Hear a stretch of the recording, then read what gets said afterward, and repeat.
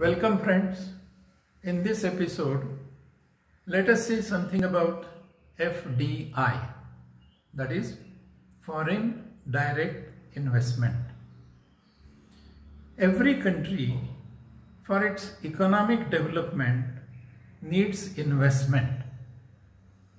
And you cannot invest unless you have capital with you, unless you have money with you. Every country may have some internal savings and internal capital formation.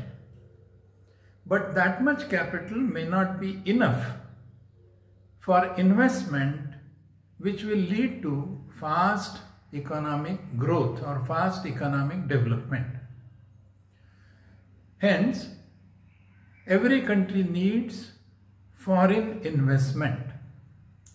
This foreign investment is not only invited but is also promoted by giving some incentives, concessions to the foreign investors by the governments.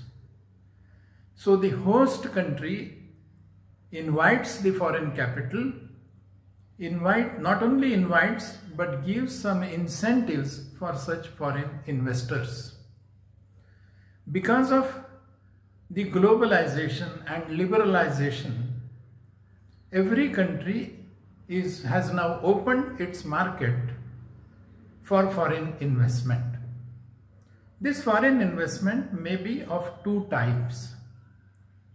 One is FDI, that is foreign direct investment, and the other one is FPI, foreign portfolio investment.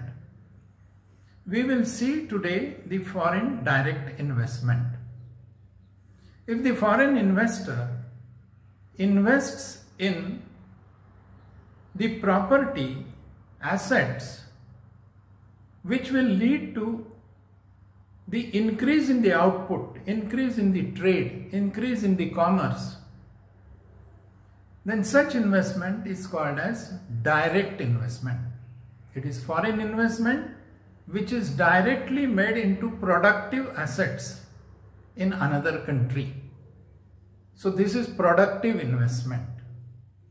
Some examples of that could be an investor from the foreign country invests in another country for construction of the factory, or for buying a factory, or for extending the factory facilities available, or for making the improvement in the factory.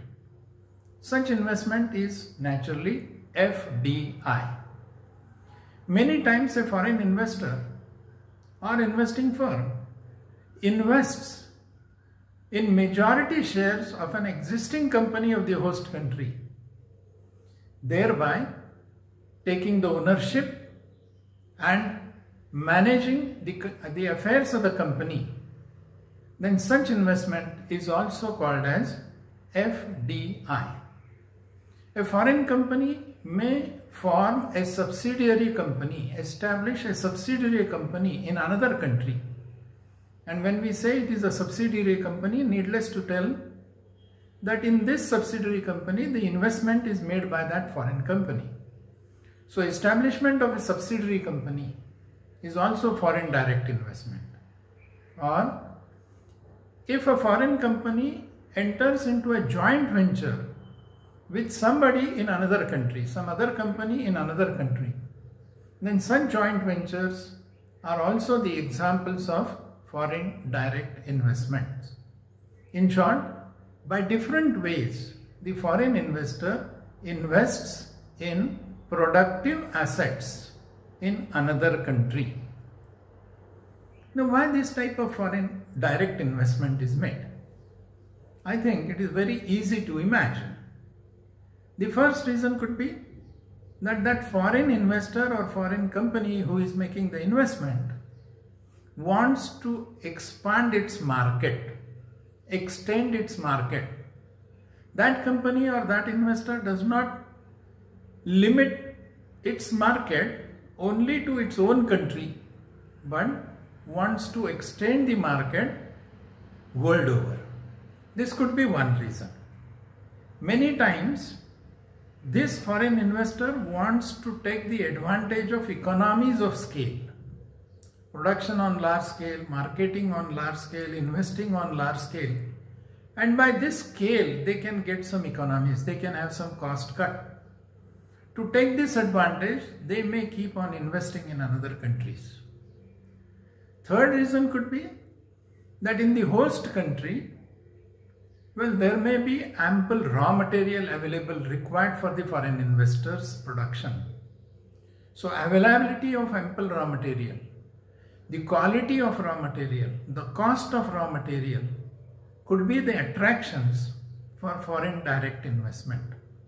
And similarly, availability of labor, skilled labor and labor at a cheaper cost could be the reason for making the investment in another country.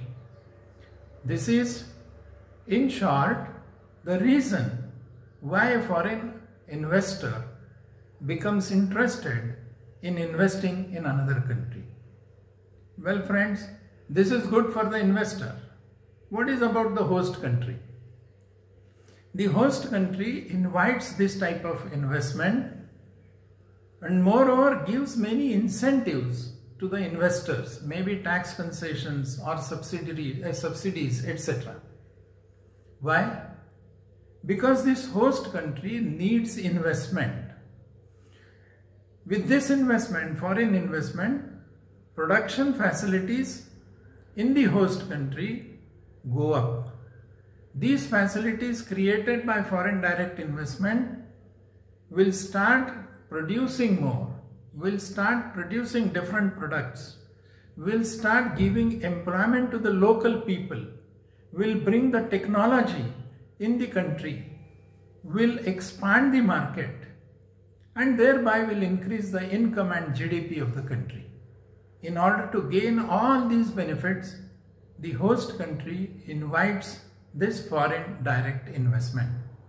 This investment is beneficial to the host country because this cannot be liquidated all of a sudden and the investor cannot go back immediately because it is in productive assets, it is in factories, it is in offices, it is in the form of factory sheds and all. Hence, they have to invest it for a long period of time, the benefit of which can be obtained by the host country. This is in this way beneficial to both the investors and the inviting country. A nation therefore should, if at all it has to allow the foreign investment, should allow the foreign direct investment so that it can achieve economic development as well as it can increase its income. Let us meet in the next episode with some other concept. Thank you very much. Goodbye.